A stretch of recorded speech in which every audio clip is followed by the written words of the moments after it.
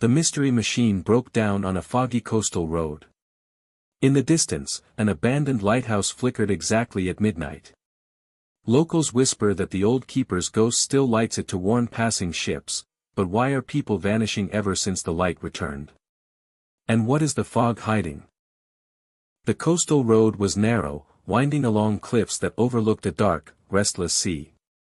A thick fog crept in from the water, swallowing the headlights of the mystery machine as it sputtered and jerked to a stop. Fred turned the key again, but the engine only groaned. Great. We're dead in the water. Well, maybe the van's trying to tell us something. Shaggy muttered, hugging Scooby-Doo tightly as the fog pressed against the windows like a ghost trying to get in. Daphne scanned the horizon. There's a light, up there. She pointed through the fog to a tall structure barely visible against the moonlit sky.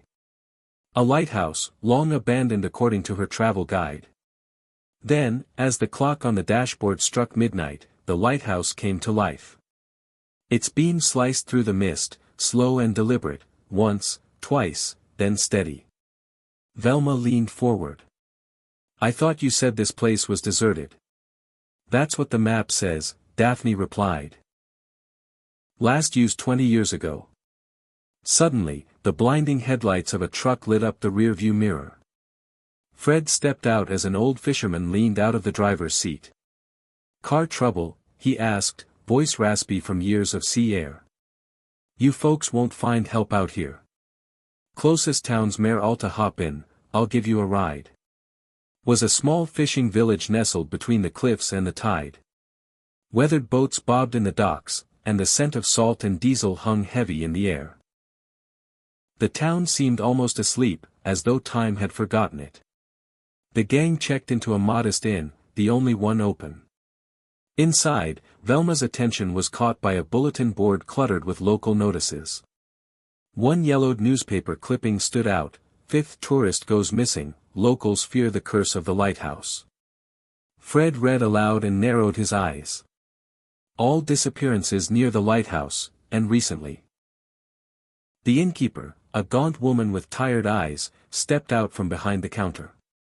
That place should have been torn down years ago, she muttered. Some say the old keeper never left. Still climbs the tower to light the beacon, same time every night. They say he's warning the living, or luring the dead. Ruro, Scooby whimpered, hiding behind the curtain. Ghost stories don't scare me, Velma said. But 5 disappearances in 1 month? That's real. That night, unable to shake their unease, the gang climbed a path that led up the cliffs.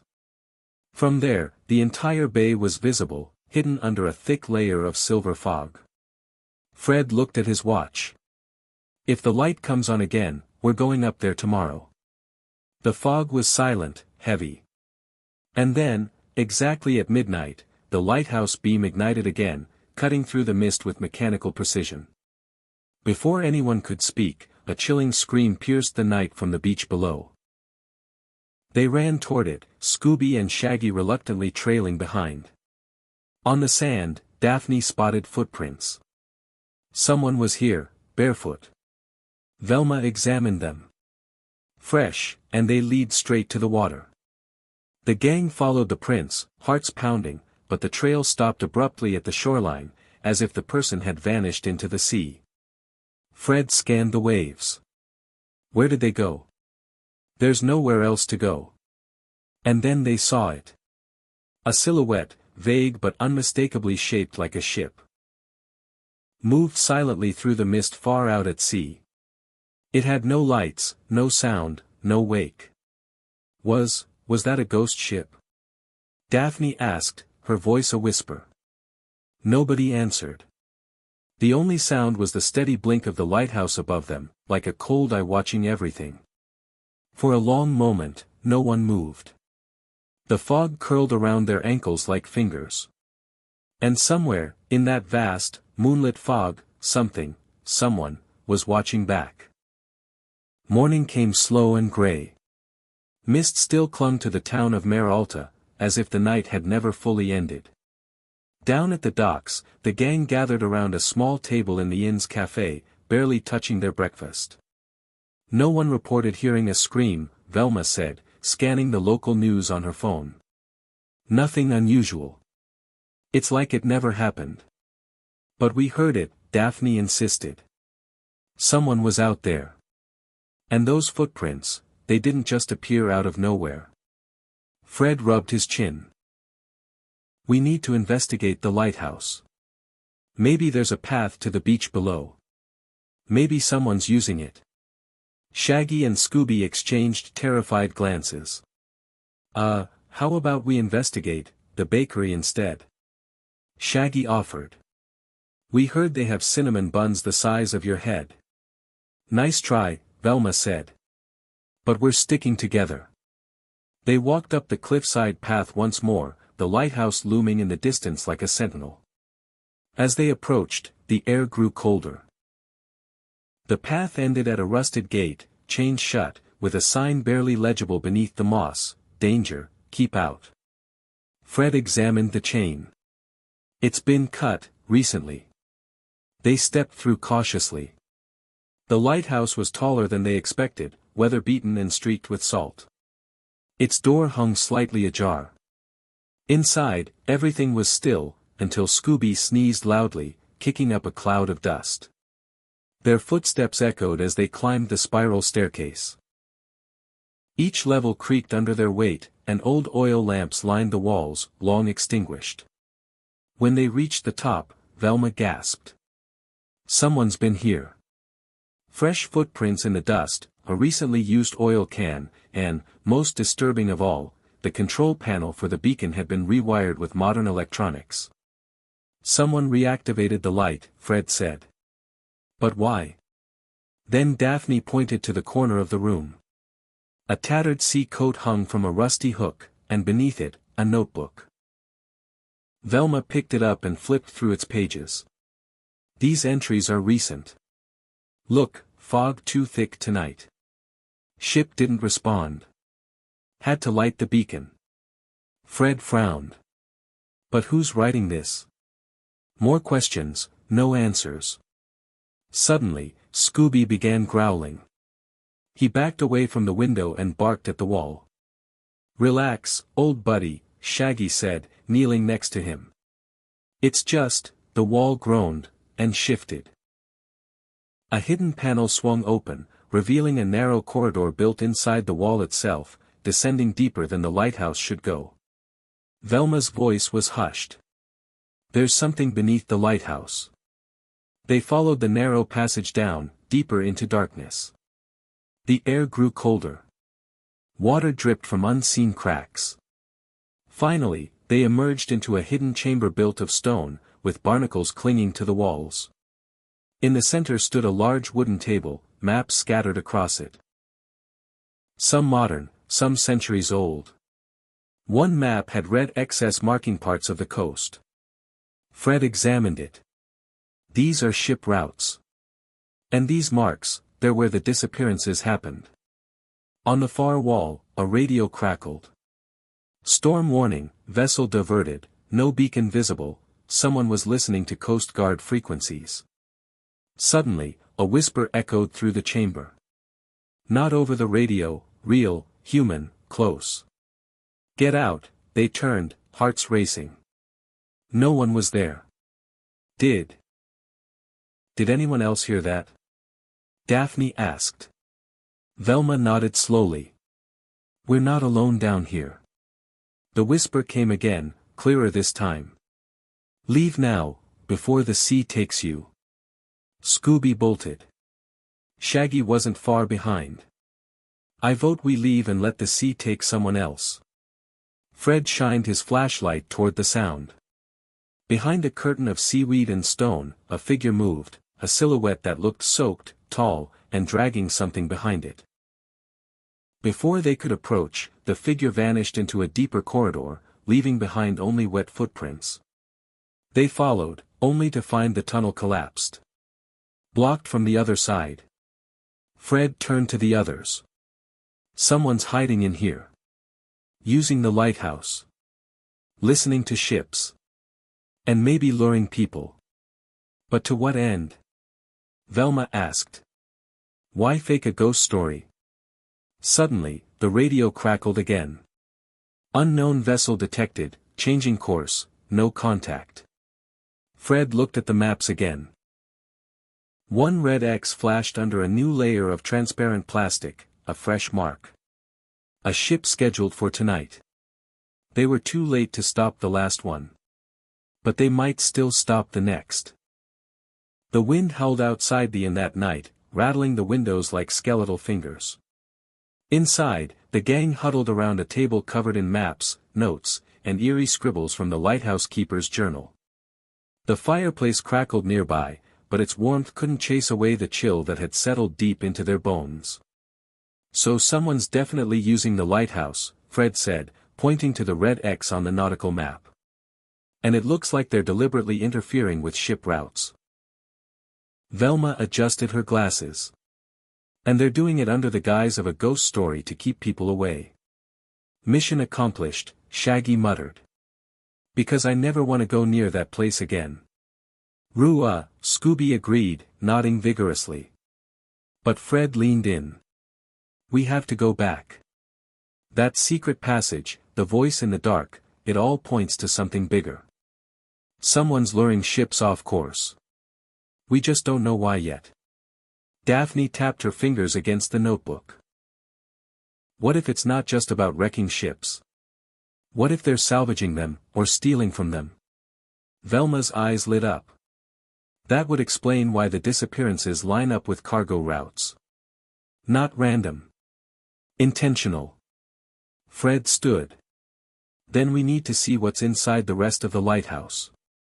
And that means returning before midnight, before the next ship is drawn in. Back at the lighthouse, the mist was thicker than ever. The foghorn moaned in the distance, long and low, like a warning to turn back. But the gang pressed on, flashlights in hand. They climbed the tower quickly this time. Everything looked the same, dust, oil cans, the eerie silence, except for one thing. The radio was gone. Velma knelt by the table where it had been. Someone was just here. Fred opened the secret panel again. The narrow passage behind the wall was darker than before.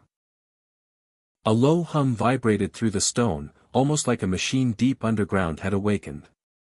They entered, one by one, Scooby reluctantly bringing up the rear. This time, they turned left at the fork they'd missed before. The tunnel twisted downward into a hidden sublevel of the tower, where damp brick walls gave way to smooth concrete. At the end of the corridor, they found a metal door, new, reinforced, and locked. Fred jiggled the handle. Some kind of maintenance bunker. Velma examined the keypad. No numbers, just a strange symbol. She traced it with her finger, a spiral etched in rust, like a whirlpool swallowing light. Daphne stepped back. That's the same symbol carved into the stones outside the tower. I thought it was just graffiti. Fred frowned. It's a mark. Someone's claiming this place. Suddenly, the door hissed, and began to open from the inside. The gang backed away as a figure stepped into the light. A man, tall and gaunt, wearing the coat they had seen earlier, sea-stained, face half covered by a scarf. His voice rasped like he hadn't used it in years. You shouldn't be here. Fred stood firm. Are you the lighthouse keeper? The man stared at them, eyes pale like fog. The sea doesn't forget. Neither should you. Velma stepped forward. People are disappearing. We know this place is being used to redirect ships. Why? The man didn't answer. Instead, he turned and walked back into the room. Against better judgment, they followed. The bunker was filled with equipment, radios, radar screens, sonar tracking, and files. Dozens of them, stacked in crates. Each labeled with a ship name, date, and coordinates. Daphne picked one up. These are salvage records. Velma scanned a document. This is proof. They're tracking vessels with valuable cargo. Then they manipulate the lighthouse to mislead them into crashing on the reefs. Fred's voice was tense. And the missing people? The man turned slowly. Witnesses. Or those who got too close. They never made it back. Scooby whimpered. Who are you? Fred asked. But before the man could speak, a sudden vibration rocked the floor. The machines flickered. Alarms began to blare. The man looked at them sharply. You triggered it. You weren't supposed to come this far. From the corridor came the sound of footsteps, heavy, fast, approaching. We're not alone, Velma whispered. The man turned to Fred. Hide. If you value your lives, hide. Before they could move, the door slammed shut behind them. The door slammed shut with a metallic thud, locking the gang inside the strange, high-tech bunker hidden beneath the lighthouse. A red light blinked above the entrance. Footsteps pounded closer, louder. Whoever was coming wasn't trying to be quiet. Fred pressed his ear to the door. We need to find another way out, fast. The mysterious man, the one in the sea-stained coat, moved quickly to the far wall. He flipped a switch behind a metal rack, revealing a hatch in the floor. Down here, he said. Before they find you. Velma hesitated. Who are you? I used to be the keeper, he answered grimly. Until they took the tower away from me. No time for questions. They descended, one by one, into a narrow maintenance shaft that dropped them into a passageway lined with pipes, dripping water and rust. It felt more like the bowels of a ship than a lighthouse. The sounds above faded. For a moment, it was quiet. Too quiet. They emerged into a wide cavern beneath the cliff, carved from the rock itself. Old ship parts, twisted metal, crates stamped with foreign logos. It was a graveyard of vessels lost at sea. Daphne gasped. They've been collecting shipwrecks. Velma picked up a metal tag. This one sank 3 weeks ago. No survivors reported. Fred's voice was tight. They're not just redirecting ships. They're orchestrating wrecks to loot them. The keeper walked past the wreckage without a glance. They call it salvage. But the sea doesn't take payment lightly. Scooby sniffed the air. Ruro, Shaggy grabbed his tail. What is it, buddy? Then they saw it, shadows moving between the debris. Figures. More than one. Fred pushed everyone behind a large crate as the figures came closer, masked individuals wearing waterproof suits, silently inspecting new crates. One of them carried a tablet, checking inventory. Velma whispered, "This is a full operation. Not one person, an entire team." They used the ghost story to cover it all up, Daphne said. And the lighthouse as their tool. The keeper nodded slowly. They paid me to stay quiet. But when I refused, they erased me. Now I live in the walls. Why help us now? Fred asked. The old man looked down. Because the next ship has over 50 passengers. A tourist ferry rerouted during the storm. If they crash tonight, they won't survive. Everyone went silent. Velma stepped forward. Then we have to stop it. We need to disable the beacon. Or override it, the keeper added. It's tied to the backup generator beneath the control room. Fred took charge. Then we split up. Velma and I will find the generator. Daphne, you and Shaggy try to get back topside and warn the ferry if you can. Keeper, can you guide them? The old man nodded. And Scooby? Fred looked at him. You're with me. Scooby gave a shaky salute. Roo Roger. Fred and Velma made their way deeper underground, past corroded engines and thick cables. The further they went, the louder the mechanical hum grew. Finally, they reached a chamber lit by a single flickering light. In the center, a generator wired to a control box labeled Beacon System, active. Velma pulled open the panel. It's encrypted. But if I bypass the relay, Fred watched the timer screen above the switchboard. It's programmed to activate again at exactly midnight. Can you stop it?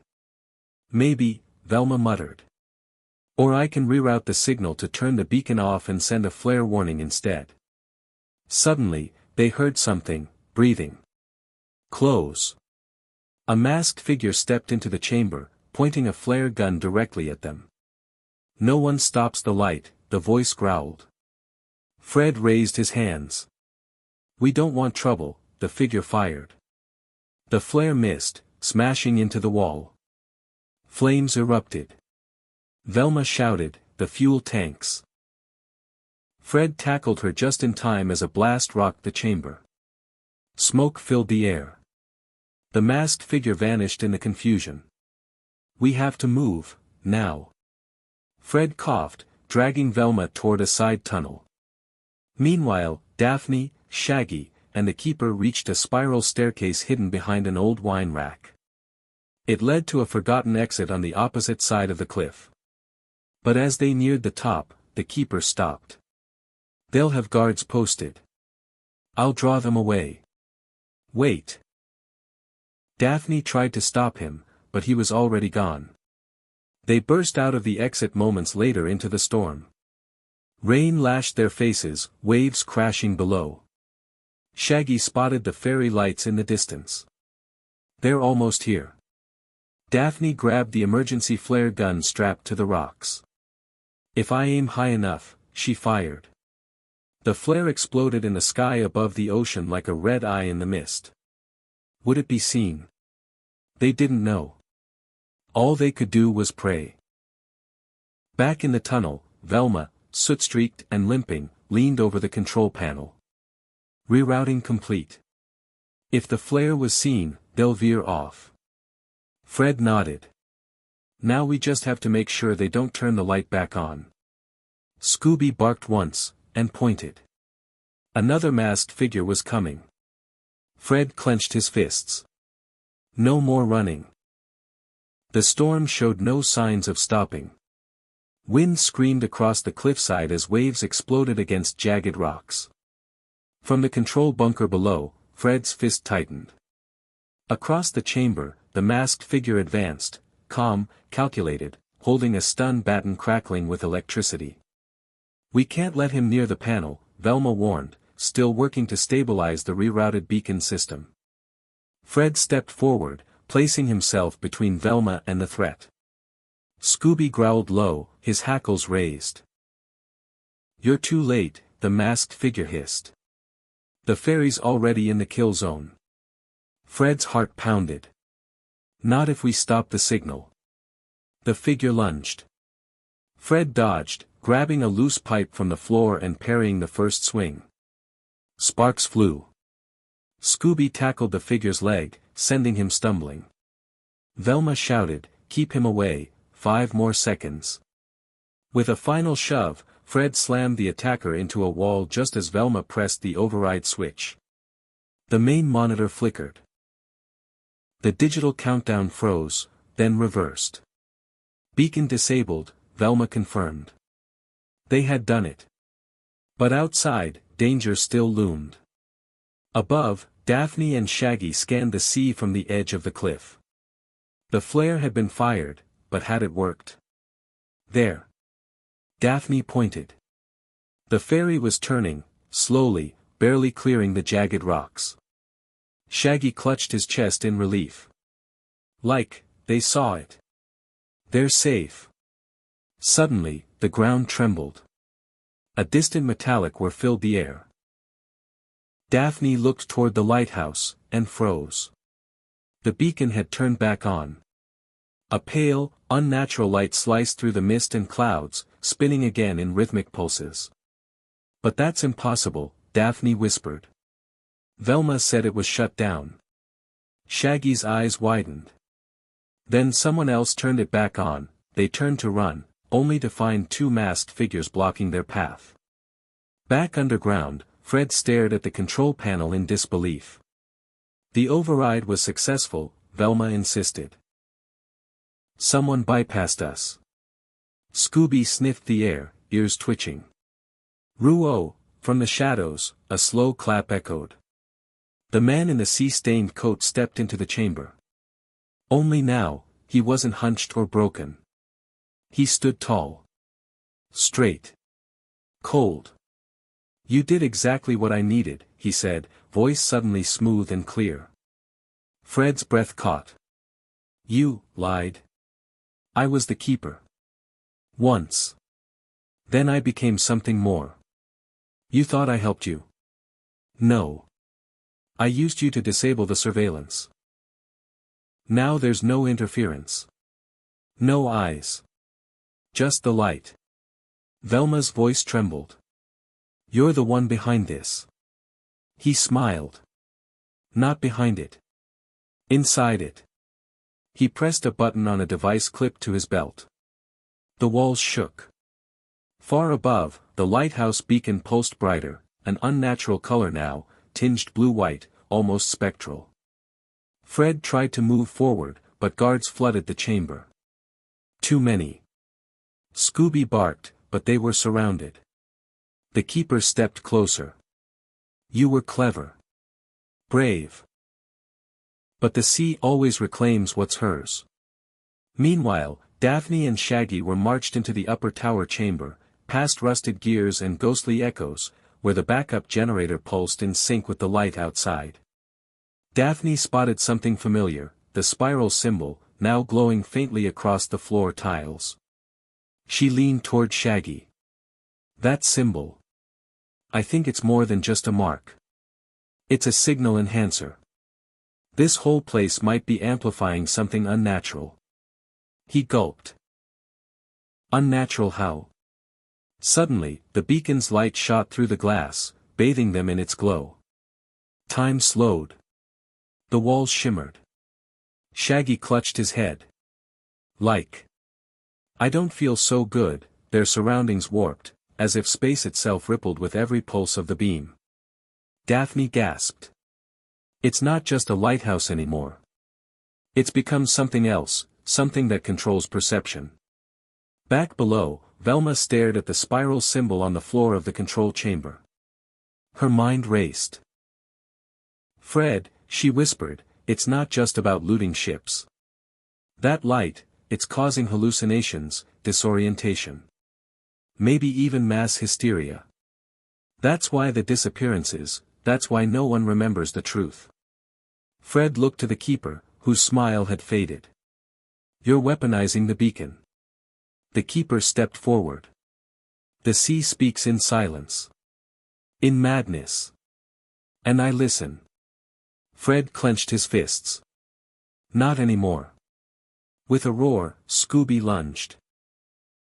Biting down on the device at the keeper's belt and tearing it loose.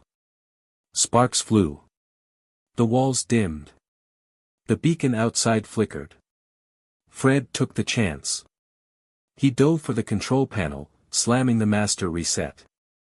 The entire tower groaned as systems powered down. For a moment, the light ceased. Total darkness. Total silence. Then, a scream. From above. Daphne and Shaggy ran through the spiral stairwell as structural alarms blared. The floor cracked beneath their feet. Water was seeping into the tunnels. The lighthouse was collapsing. Velma and Fred met them at the corridor junction. We disabled the system, Fred yelled over the noise. We have to get out, now. But the keeper, Velma began. Fred shook his head. Gone. And I don't think he was ever just, human. Scooby barked, tugging Shaggy toward the exit. They bolted into the night. From the beach, they turned back. The lighthouse, once proud and looming, crackled with energy before a final explosion burst through its peak. The beacon died. For good. All that remained was the skeletal frame, smoldering against the stormy sky. The ferry passed safely in the distance. And the sea, at last, fell quiet. The silence after the storm was haunting. From the safety of a cliffside ledge, the gang stared out over the ocean. Where the lighthouse once stood, only rubble and twisted beams remained. The beacon was extinguished, its light gone forever. But even as the wind died down, none of them spoke. Because silence, sometimes, is louder than truth. Daphne crouched near a piece of broken machinery. It bore the spiral symbol, burned deep into the metal. "We stopped the signal," she whispered, but what was it really? Velma sat cross-legged in the sand, notebook open, eyes scanning her notes. It wasn't just a frequency. It was a pattern, a design meant to confuse the human brain. The spiral wasn't decoration. It was code. A signal designed to affect cognition. Shaggy shivered. "Like hypnotism." "Worse," she said. "An engineered suggestion. One that makes people forget. Ignore. Accept things they shouldn't." Fred stood nearby, arms crossed. That's how the keeper stayed hidden. The disappearances. The voices. The light. He didn't just use the legend, he created it. Scooby whimpered. Rue ghost." Velma shook her head. "Not a ghost. But maybe something that believed it was. He was human once, but the signal, it changed him. It became him." They made their way back to town as dawn painted the sky in orange and violet. But the people there remembered nothing. No one knew about the ferry. No one had heard the sirens. The lighthouse explosion. "A freak lightning strike," they said. "It's the signal," Velma muttered. "Even with the source gone, its effect lingers. Short-term memory disruption. False narrative implantation." Shaggy rubbed his temples. "So, like, the whole town is under some kind of mind fog?" "Exactly. We broke the machine, but not the damage it caused." At the town's historical society, Velma and Daphne dug through dusty archives. They discovered black and white photographs of the original lighthouse keeper, Elias Crane. And beneath them, a sealed envelope. Inside was a letter, dated over 60 years ago. "They told me not to light it again. That the signal reached too far. That it changed the crew. But I keep hearing the voices. The sea calls to me, even now. I must warn them. I must keep the light burning. E.C." Fred read it aloud, voice quiet. He wasn't protecting ships. He thought he was protecting the world. Daphne frowned. From what? Velma closed the file. Maybe from himself. That night, the gang prepared to leave. The mystery machine was finally repaired. As the wheels rolled along the coastal road, no one spoke for a long time. Then, Scooby barked from the back seat. "Everyone okay?" Fred smiled softly. "We're okay, Scoob. Just processing." Shaggy chuckled nervously. "Yeah, man. I mean, like, we survived a haunted lighthouse that turned people into signal zombies. Totally normal vacation, right?" Laughter broke the tension. But as they passed the final bend of the cliffside road, Velma turned in her seat. Out at sea, far in the distance, a faint flicker of light blinked once, twice, then disappeared. Fred slowed the van. Daphne narrowed her eyes. "It couldn't be, no," Velma whispered. "The lighthouse is gone." And yet, there it was. Just a shimmer. Like a memory refusing to die. They drove on in silence. Some mysteries, it seems, never truly end. Especially the ones written in the dark.